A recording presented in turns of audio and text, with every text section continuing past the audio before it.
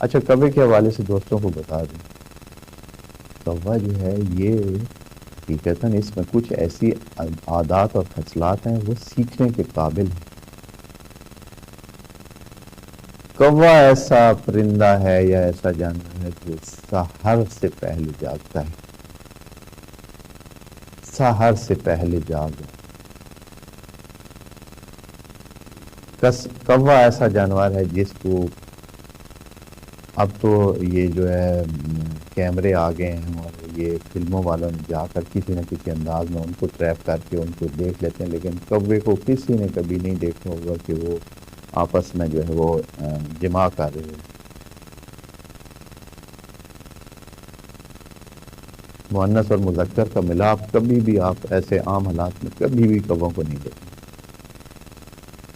باقی پرندوں کو، باقی جانوروں کو آپ دیکھ لیتے ہیں،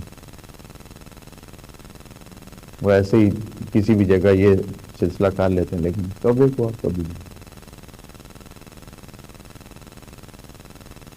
سحر میں جاگنے والا، اب ابھی کبھی آپ نے سحر کے ٹائم باہر دیکھیں، اب سردیوں میں ممکن نہ نظر لیکن تھوڑی سی گرمیاں ہو تو دیکھیں، پھر سحر سے پہلے آپ کی اذان سے پہلے کوے ادھر سے جا رہے،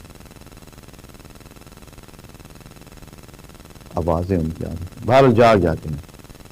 تو یہ اور پھر یہ اور کئی چیزیں ایسی، اور کئی ایسی چیزیں ہیں، خصلات ہیں کوے میں، حالانکہ ہمارے نظر میں تو کوے کو بہت بری الفاظ میں یاد کیا جاتا ہے، لیکن کوے میں بہت اچھی خصلات، خصائل ہیں۔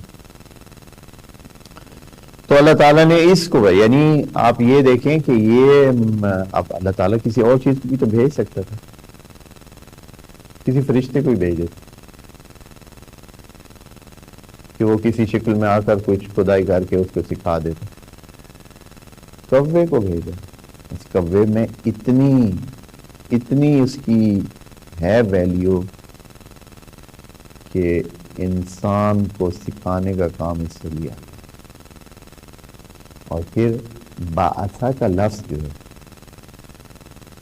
بعثہ کا لفظ نبیوں کے لیے استعمال ہوتا ہے۔ اللہ تعالیٰ نے قرآن میں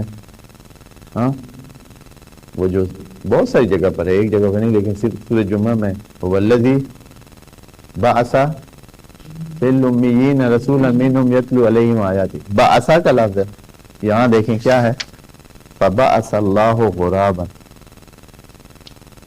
اللہ تعالیٰ نے مبعوث کیا کس کو؟ غراب کو۔